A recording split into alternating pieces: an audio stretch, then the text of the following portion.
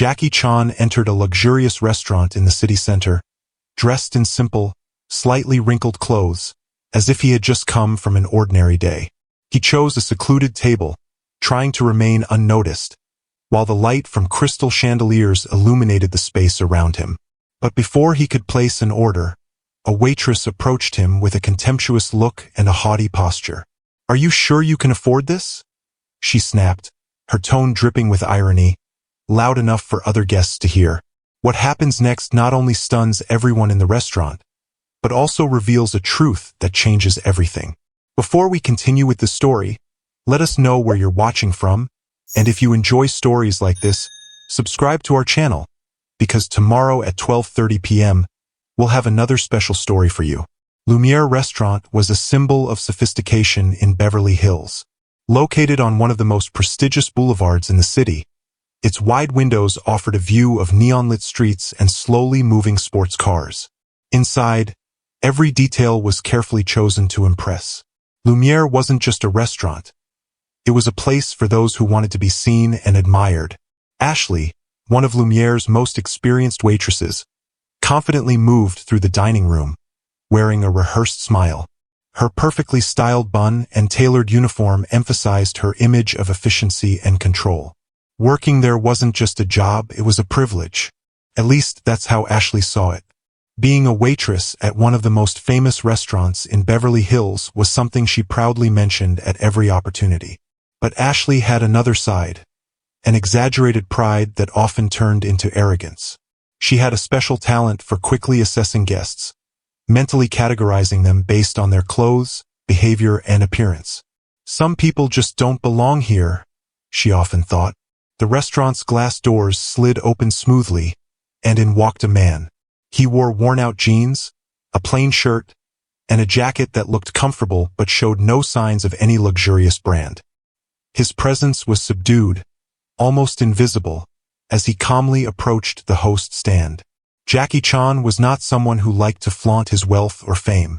Even though he was one of the world's most beloved action stars, his reserved demeanor starkly contrasted with the extravagant shine of Beverly Hills. At that moment, he seemed like just another ordinary customer.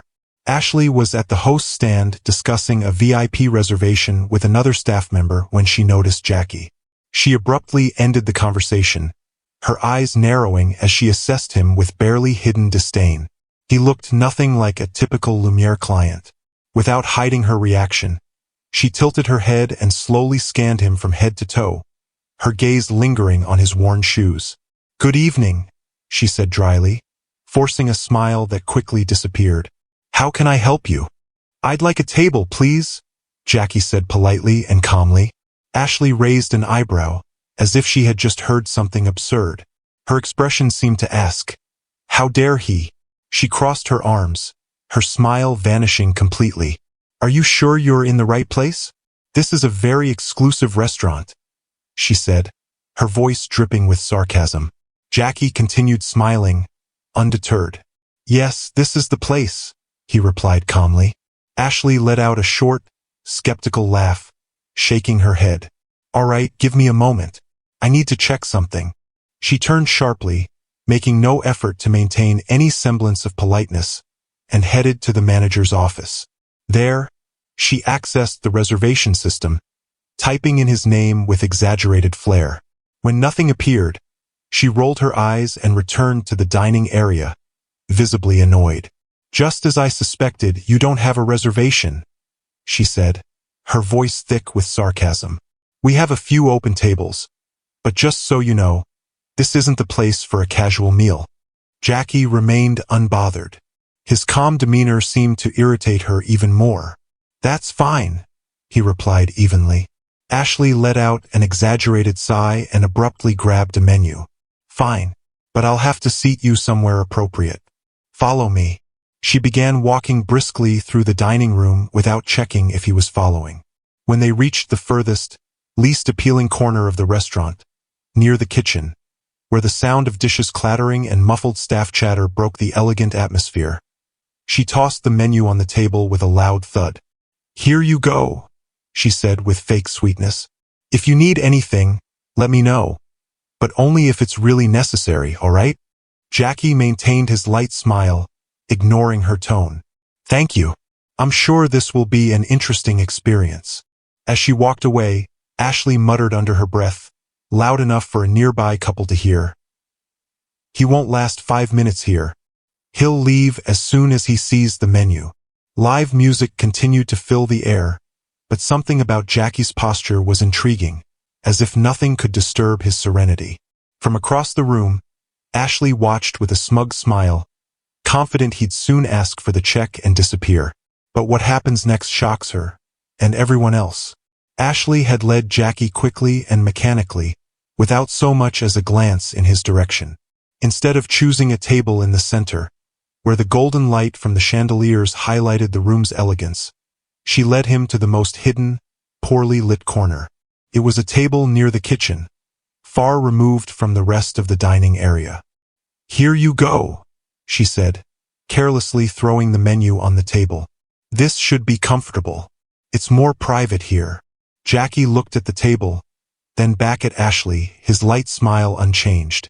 "Thank you," he replied. She crossed her arms, narrowing her eyes, as if trying to figure out whether he was being sarcastic or simply naive. "You're welcome," she said, her voice dripping with sarcasm. "Just so you know, we usually reserve this table for special guests." Before he could respond, she spun on her heel and left. When she returned to take his order, she pulled out her notepad with an exaggerated gesture and gave Jackie a cold glare. "Have you decided what you'd like?" she asked, not bothering to hide the boredom in her voice. "Or do you need a recommendation?" Jackie glanced at the menu and calmly pointed to one of the most expensive entrees. "I'd like to try this one." Ashley suppressed a laugh, covering her mouth as if to stifle a sarcastic comment. "Of course, sir. Just to confirm, you do realize that dish costs $350, right?" Jackie nodded, his calm demeanor unwavering. "Yes, it sounds wonderful." She tilted her head, a malicious smile forming on her lips. "All right then, just so there are no surprises later, I suggest you double-check the prices. We wouldn't want any unpleasant misunderstandings." Jackie remained unshaken, which seemed to irritate her even more. "I'm sure," he said calmly. Ashley gave a dramatic sigh, as if doing him a huge favor, and wrote down the order. "Very well, as you wish. But I must warn you, our chef prefers that such dishes be enjoyed by those who truly appreciate fine cuisine. I hope it meets your expectations." As she turned to leave, she paused and looked back. "Oh, and one more thing. The minimum expected tip here is 20%. Keep that in mind while you enjoy yourself." While waiting, Jackie appeared completely unfazed by the discomfort Ashley was trying to create. He observed the dining room, admiring the decor and the pianist's performance. When the appetizer was served, Ashley slammed the plate down so that it slid slightly. "Here's your appetizer," she said with a mocking smile. "Hope you enjoy it, or at least know what it is."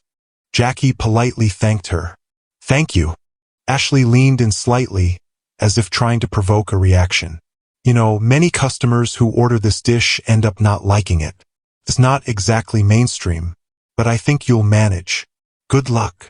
Jackie looked at her with the same calm expression as always. "It looks great.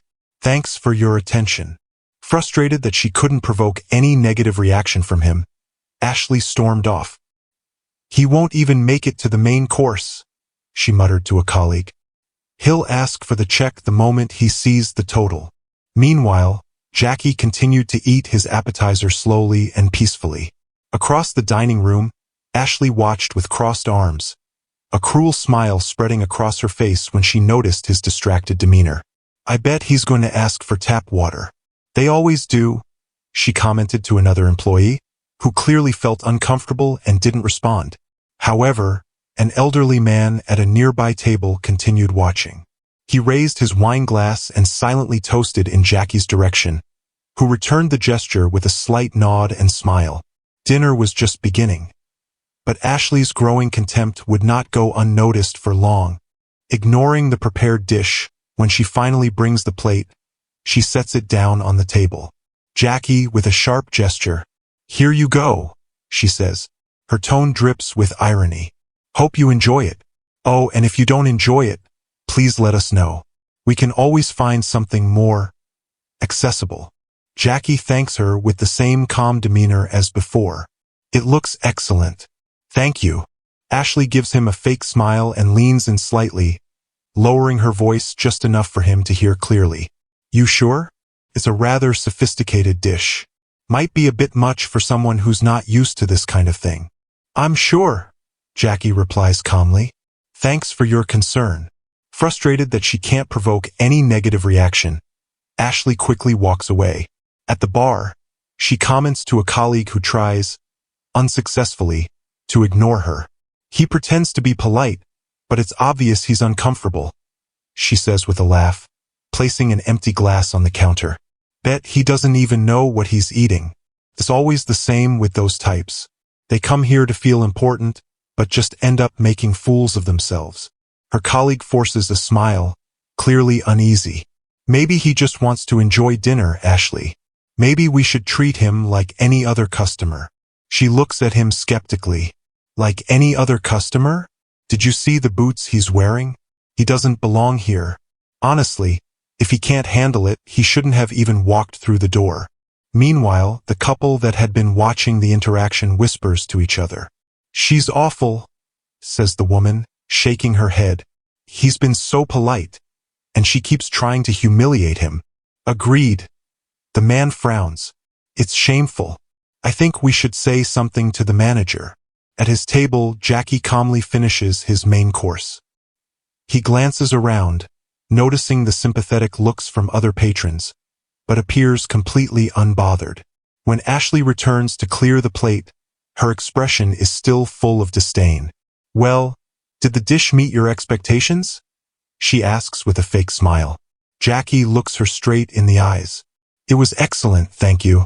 Please let the chefs know they did an impeccable job. She raises her eyebrows, surprised that she still can't provoke any complaints or irritation. As she walks away, she mutters under her breath, but loudly enough to be heard. He may be smiling now, but let's see if he's still smiling when the bill comes. Sitting at his table, Jackie watches quietly, a slight smile on his face. His gaze suggests that the moment to act is drawing near. As the evening progresses, the soft glow of chandeliers casts dancing shadows across the dining hall. Gentle melodies from a grand piano fill the air, creating an atmosphere of refined elegance, one that only highlights the contrast between Jackie's humble appearance and the luxurious setting. Ashley continues her performance of superiority, unaware that her reckoning is approaching. Gliding between tables with exaggerated grace, she stops to chat with her favorite regulars, the Thompsons. You must try the truffle risotto tonight, she gushes, leaning in conspiratorially. Her voice carries just far enough to reach Jackie's corner table, a subtle reminder of the attention she withholds from him. From his secluded corner, Jackie watches the rhythm of the restaurant with quiet interest. He sees couples leaning across candlelit tables, businessmen shaking hands over expensive wine, celebrations unfolding with quiet dignity. Something about his serenity draws curious glances. The gentleman who had spoken with him earlier catches his gaze and raises his glass in another silent toast. His wife leans in and whispers, George, I can't believe the way that waitress is behaving. All our years coming here and I've never seen anything like it. George pats her hand gently. Patience, Martha. I have a feeling this evening won't end the way our dear Ashley expects. At a nearby table, a young couple is celebrating their engagement. The new diamond ring catches the light as the woman chats excitedly. The man, however, keeps glancing toward Jackie's table, his brows furrowed in concentration, as if trying to place a familiar face. Ashley notices his distraction and takes another opportunity to assert her dominance, smoothly gliding to their table and effectively blocking their view of Jackie. Everything perfect for your special evening? She asks sweetly. We want only the best for our deserving guests. The emphasis on deserving draws awkward glances from nearby diners. The restaurant's sommelier, a distinguished man named Marcus who has served wine to celebrities and royalty, gently shakes his head as he decants a vintage Bordeaux. As Jackie finishes the last bites of his perfectly prepared filet mignon, Ashley begins her calculated approach with the check. She takes her time, pausing at 3 different tables along the way, each stop deliberate and theatrical. When she finally reaches his corner, her smile is sharp as a blade. "Hope everything was satisfactory," she asks, her voice oozing condescension. "I've prepared your bill. And as I mentioned earlier, we have certain expectations regarding gratuities." She sets the leather folder on the table with an exaggerated gesture, making sure nearby patrons can witness her performance. Jackie meets her gaze with the same unwavering calm he's maintained all evening. "Everything was excellent," he replies simply, his voice carrying a hint of warmth that momentarily cracks her well-rehearsed scorn. Ashley's smile tightens almost imperceptibly. "Well, I've included a calculator in case you need help with the numbers. We wouldn't want any confusion." She emphasizes the word confusion meaningfully, eyeing his worn jacket. The young man from the engagement table suddenly straightens. His eyes widen in realization. He whispers something to his fiancée, who turns to look at Jackie with growing excitement. Jackie opens the check folder with deliberate grace, reviewing the total with the same serene expression. The amount is substantial. Ashley has made sure to include every possible surcharge she could justify. Hovering nearby, she barely contains her anticipation of his reaction. Instead of panic or embarrassment, Jackie calmly pulls out a sleek black credit card from his jacket pocket. Ashley's eyes widen slightly. It's not just any premium card. It's the kind issued by invitation only, reserved for individuals of exceptional wealth and status. "I trust this will suffice," Jackie says softly, placing the card atop the check with a precise movement. Ashley's fingers tremble slightly as she picks up the folder. Her confident facade cracks for the first time all night. She quickly turns to the counter, passing a colleague who has watched the unfolding scene with amused understanding. At the entrance, a commotion draws everyone's attention. The restaurant's heavy glass doors swing open, admitting a group of excited children accompanied by their parents. They've just left a martial arts exhibition at a nearby cultural center, still buzzing with energy. "Mom, look at all the pretty lights," a little girl exclaims, wide-eyed at the crystal chandeliers. "Shoo, sweetheart," her mother says gently, but the girl's enthusiasm is contagious. Her brother, a 10-year-old boy wearing a kimono under his jacket, surveys the restaurant with an expression of solemn maturity. Suddenly, his face lights up with recognition. "Dad! Dad!" he whispers loudly, tugging on his father's sleeve and pointing toward Jackie's corner. "That's really him. That's Jackie Chan." The restaurant falls into stunned silence. All eyes turn to the corner table. Ashley, in the middle of processing the payment, freezes mid-motion. The color drains from her face as realization dawns. The credit card in her hand suddenly feels heavier, more significant. The child's words ripple through the dining hall like a stone dropped in still water. Recognition spreads from table to table as patrons begin to realize the man they'd been watching. "That's Jackie Chan. The Jackie Chan. I knew he looked familiar. Oh my God. It really is him." The murmur turns into a soft hum of excitement. Jackie rises from his seat with the same graceful ease he's shown in countless films. His warm, genuine smile transforms the air around him. No longer trying to remain unnoticed, he lets his natural charisma fill the space.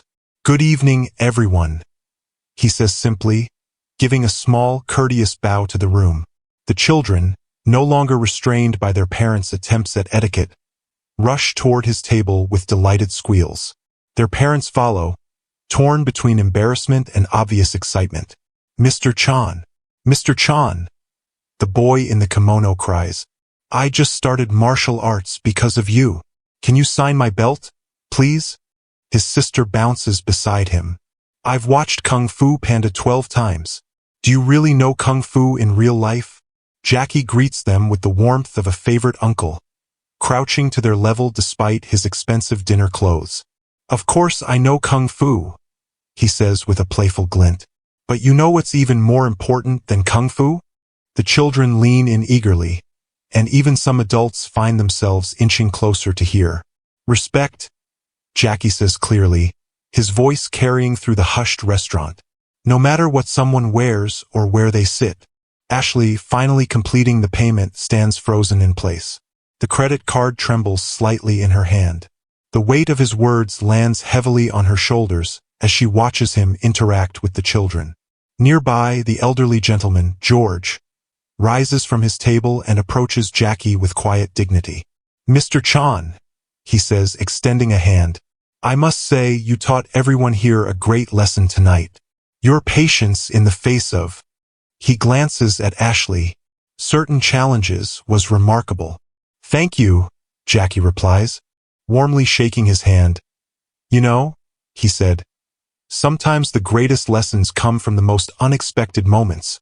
Because of their tricks, people were drawn to the genuine humility and wisdom radiating from the man they had watched being treated with such disregard all evening." As the young couple, celebrating their engagement, approached, the man still looked a bit stunned. "Mr. Chan," said the young man, "I'm a huge fan. I've seen all your movies, but watching you tonight, how you handled everything, that was better than any film." His fiancée nodded enthusiastically. "We'll never forget this night," she added, nervously twisting her new engagement ring. "Would it be possible to take a photo with you to commemorate our special evening?" Jackie's eyes crinkled with sincere delight. "Of course," he said, but first he turned to find Ashley, who had been trying to disappear near the payment terminal. "Miss," he called gently, "would you be so kind as to take a photo for us?" Ashley flinched as if struck by lightning. All eyes in the restaurant turned toward her as she realized she had no choice but to approach the group. Her once confident and dismissive steps were now uncertain. The credit card receipt she still held crumpled slightly in her trembling fingers as she walked over. The contrast between her earlier behavior and the current situation was painfully clear to everyone watching. Jackie, the man she had treated with such contempt, now stood taller, more dignified than anyone else in the restaurant. The manager, now aware of the situation, rushed over with barely suppressed panic on his face. "Mr. Chan," he began, "I can't apologize enough if there were any service issues this evening." Jackie raised a hand to stop him. "No apology necessary," he said.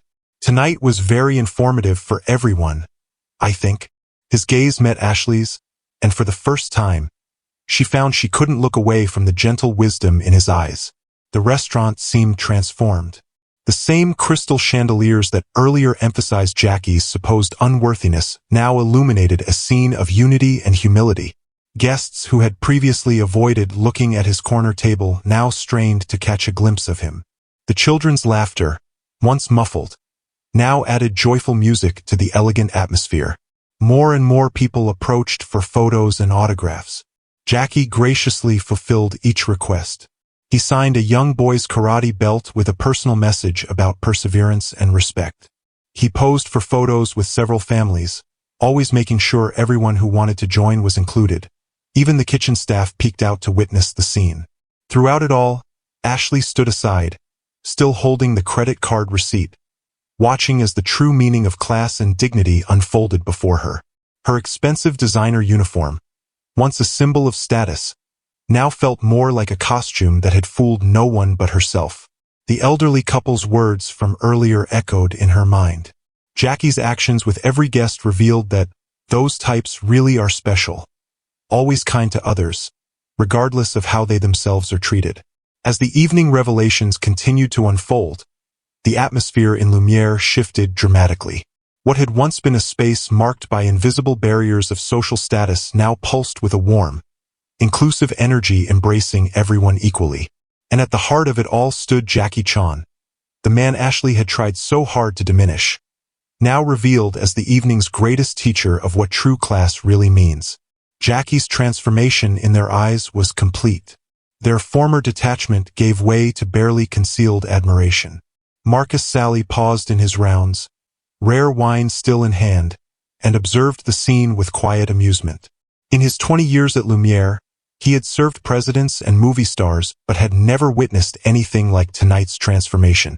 He caught Ashley's eye and raised an eyebrow, recalling his philosophy of treating all guests equally. Elderly gentleman George still stood by Jackie's table, his wife Martha now beside him. Their presence created a calm center in the midst of growing excitement. George turned to address the crowd, his voice carrying the weight of someone used to being heard. "Ladies and gentlemen," he began, turning heads, "I believe we've all had the privilege of witnessing something extraordinary tonight." He paused. His eyes found Ashley, still frozen by the payment terminal. "Not just because we're in the presence of a famous actor, but because we witnessed a masterclass in dignity and grace." Ashley felt the weight of every gaze. Her carefully maintained facade of superiority had crumbled, leaving her exposed and vulnerable.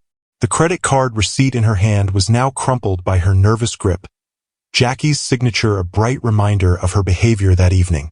Restaurant manager Raymond Chin emerged from his office, finally updated on the situation by a flustered host. A man who took pride in running the most exclusive restaurant in Beverly Hills, Raymond knew every VIP who passed through his doors. Realizing Jackie Chan had dined there and had been mistreated, he rushed through the dining hall. "Mr. Chan," Raymond called out, his voice calibrated to carry just far enough. "What an incredible honor to have you as our guest this evening." He reached Jackie's table and gave a perfect bow, a gesture that made Jackie's eyes crinkle once more. "We meant to treat you with the utmost respect and attention."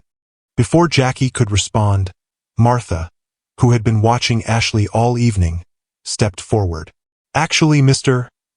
she began, her voice soft but firm. "I believe your establishment gave us all an important lesson tonight about the danger of judging people by appearances."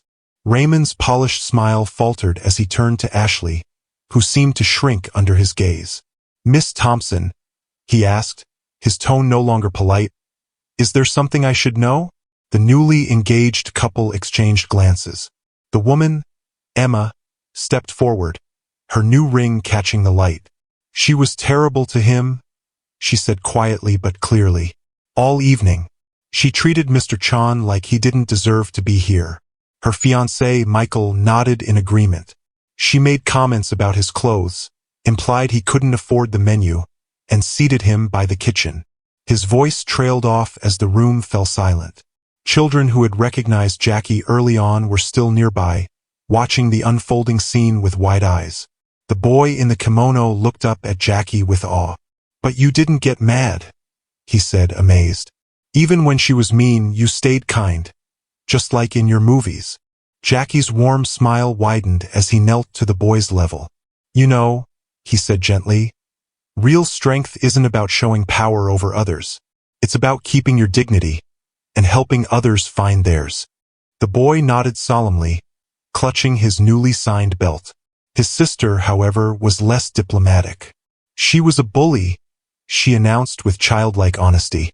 "My teacher says bullies are scared inside." A ripple of laughter and understanding spread through the crowd. Ashley felt tears prick her eyes. The truth in the little girl's words hit deeper than any adult criticism. Her carefully constructed world of judgment and superiority seemed to collapse around her. Raymond Chin's face darkened. As a businessman who rose from dishwasher to owner of one of Beverly Hills' most prestigious restaurants, he felt personally insulted by Ashley's conduct. "Miss Thompson," he said sharply, "to my office, now." But Jackie raised a gentle hand to stop him. "Mr. Chin," he said, his voice calm and steady as it had been all evening, "there's no need for harsh words or actions. Sometimes our greatest mistakes lead to our most important growth." The restaurant fell silent. All eyes moved between Jackie, Raymond, and Ashley. The tension in the air was palpable. Even the pianist stopped playing, leaving only the faint clink of glasses and the distant hum of the kitchen as background to the scene. Ashley stepped forward. Her confident stride from earlier was gone, replaced by hesitant, uneven steps. Her designer uniform, once worn like armor, now hung heavily on her shoulders. She stopped just a few steps from Jackie's table, her hands tightly clasped in front of her. "Mr. Chan," she began, her voice barely above a whisper, I don't know what to say. My behavior was inexcusable. A tear slid down her cheek, smudging her flawless makeup. I've worked here for 5 years. I always thought being good at my job meant making sure people knew how exclusive this place was. She paused, struggling to find the right words. The young boy's sister watched her curiously, while her brother protectively clutched his signed belt. George and Martha exchanged a glance. Understanding gazes surround them as Emma tightly holds Michael's hand. But tonight, Ashley continues, her voice growing stronger. You've shown me what real class means. It's not about designer clothes, expensive wines, or getting the right table.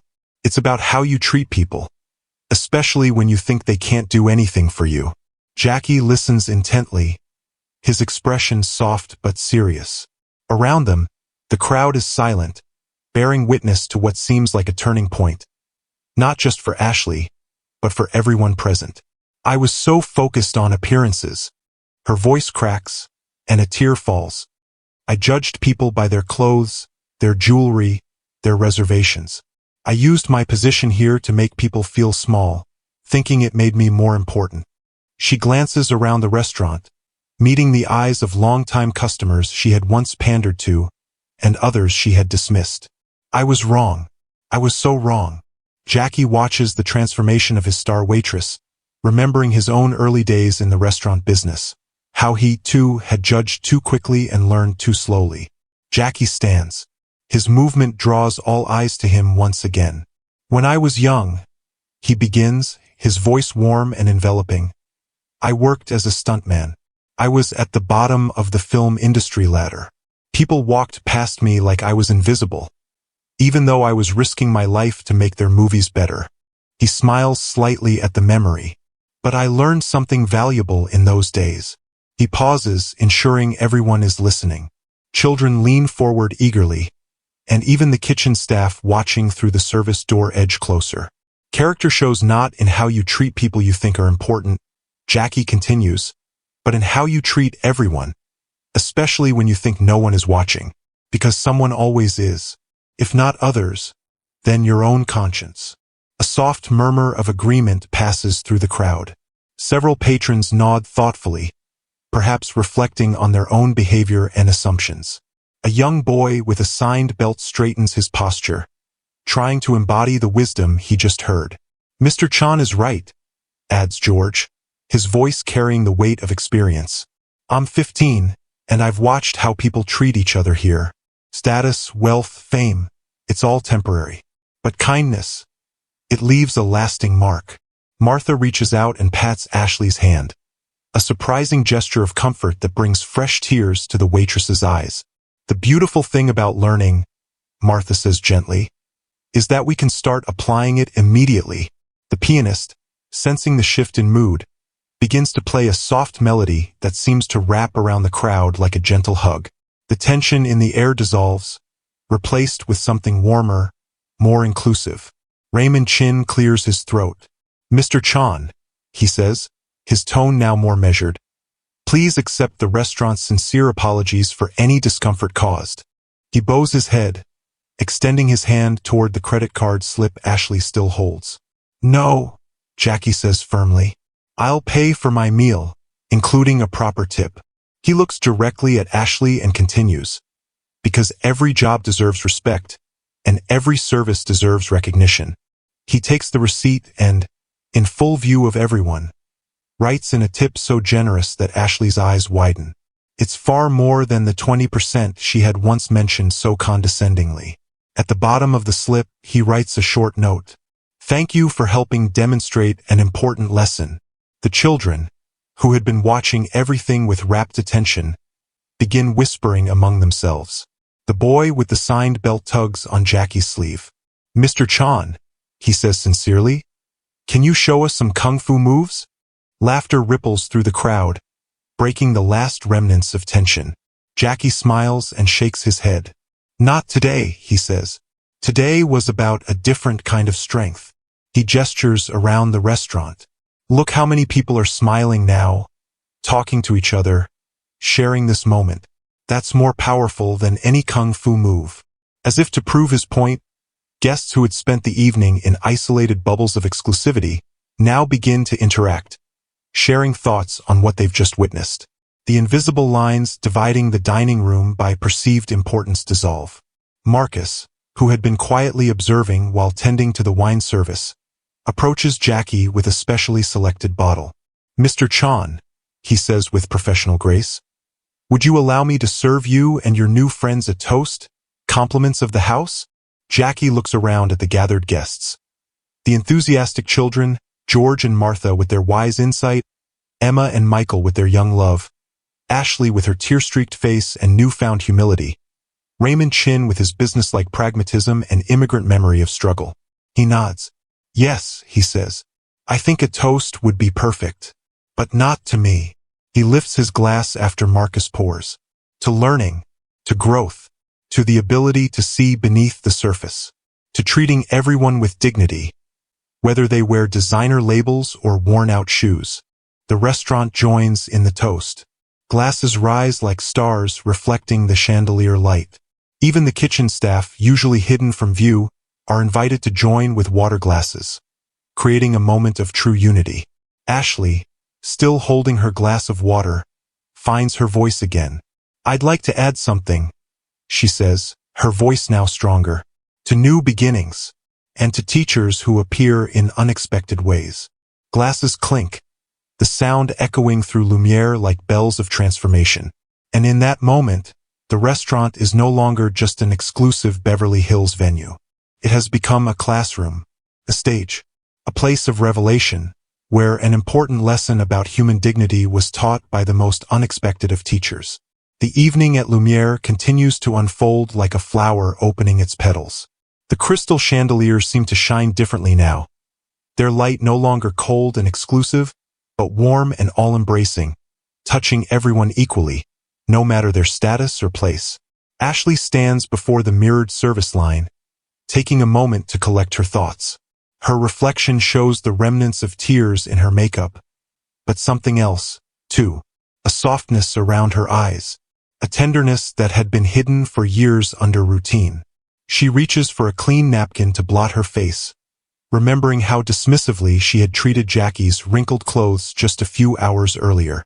"Here," says Maria, one of the cleaning ladies Ashley had barely noticed in 5 years of working there. The elderly woman offers her a tissue from her own pocket with a kind smile. "Sometimes we need to cry," she says, "to wash away old ways of seeing." "Thank you, Maria. I've never really thanked you properly before, have I?" Maria shakes her head gently, but her smile remains warm. "No, but there's always time to start new habits." Orchestral space. For something more important than just a menu, he returns to his original corner table, and the significance of this place suddenly strikes everyone watching. What they considered the worst table in the house has become the center stage of the evening. Raymond, the restaurant manager, seems to have aged a decade in the past hour, but his expression also holds a thoughtful quality as he watches the scene. He notices Ashley approaching, visibly nervous.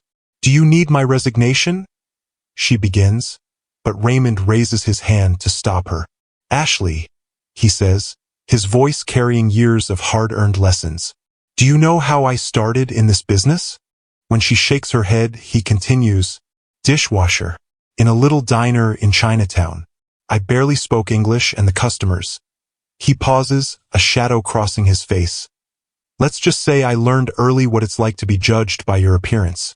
Ashley listens, truly listens, perhaps for the first time since she started working at Lumiere. Around them, the restaurant continues to hum with energy, but this quiet conversation feels like its own meaningful performance. "I worked my way up," Raymond continues. "Dishwasher, janitor, waiter, sommelier, manager, and finally owner. At each stage, I promised myself I'd never forget what it feels like to be invisible. But somewhere along the way, he glances around his elegant restaurant. I think we both forgot that lesson." Jackie, who had been talking with the elderly couple George and Martha, walks over to join the conversation. His presence still carries that wonderful blend of humility and quiet strength that had gone unrecognized for most of the evening. "Mr. Chin," Jackie says warmly, "I hope you don't mind, but I couldn't help overhearing." Your story reminds me of something my father once said. He looks at Ashley, drawing her into the conversation. He said a restaurant is like a tiny universe. Everyone who walks through the door brings their own story, their own struggles, their own dreams. Our job is not to judge those stories, but to add a beautiful chapter to them. The young couple, Emma and Michael, who were celebrating their engagement, step closer to listen. Emma's diamond ring catches the light, but now, instead of flaunting it as a status symbol, she thoughtfully spins it on her finger. You know, she says, when we came here tonight, we thought we were just celebrating our engagement. But I feel like we witnessed something even more special, a reminder of what truly matters in life. Michael nods in agreement. The way you handled everything, Mr. Chin, it was like watching a different kind of action movie, where real strength doesn't come from fists, but from the heart. The children who had first befriended Jackie are still nearby, though their initial excitement has shifted into something more contemplative. The boy with the karate belt walks up to Ashley, his young face serious. In karate class, he says, we learn respect before we learn any moves. Sensei says it's because without respect, all the moves in the world mean nothing. Ashley kneels to his level. Her designer uniform no longer feels like armor, but like regular clothing. Your sensei sounds very wise, she says gently. I think I needed that lesson more than I realized. The boy's sister chimes in. Does that mean you won't be mean to people anymore? Laughter ripples through the room. I want to apologize, Ashley says, her voice trembling slightly but steadying herself to continue. To everyone I've ever made feel unwelcome. She turns to address the entire restaurant. I've worked here for 5 years, and during that time I confused exclusivity with exclusion. I used my position to make people feel small instead of special. But today, thanks to Mr. Chin's grace, I've realized that true class has nothing to do with designer labels or expensive wines. Marcus, the sommelier, nods approvingly as he discreetly tops off glasses. He catches Jackie's eye and receives a subtle nod in return.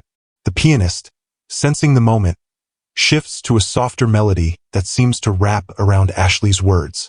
True elegance, she continues, is about seeing the humanity in everyone who walks through these doors, whether they wear Armani or army surplus. She turns to Jackie again. Tears once more glisten in her eyes, but they are different from before. These are not tears of shame, but of transformation. Mr. Chan, I can't undo my behavior tonight, or before, but moving forward, every guest who walks into Lumiere will be treated like a VIP, because that's what they are, a very important person. Jackie's smile grows wider. You know, he says, in my films, I've played many roles, cops, archaeologists, spies, but tonight, I was just myself, a simple man who wanted a good meal. And by being myself, I witnessed something more powerful than any stunt I've ever done. A transformation of the heart. He clears his throat, emotion roughening his voice. Ashley, I want you to train all our new staff from now on, he says. When she looks at him in surprise, he adds, not in napkin folding or table setting, but in how to treat every guest with dignity. How to see the person, not the appearance. Elderly George raises his glass.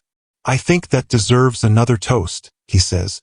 His voice carries through the restaurant. To Ashley, for having the courage to learn a hard lesson publicly, and the grace to accept it. Glasses rise all across the room.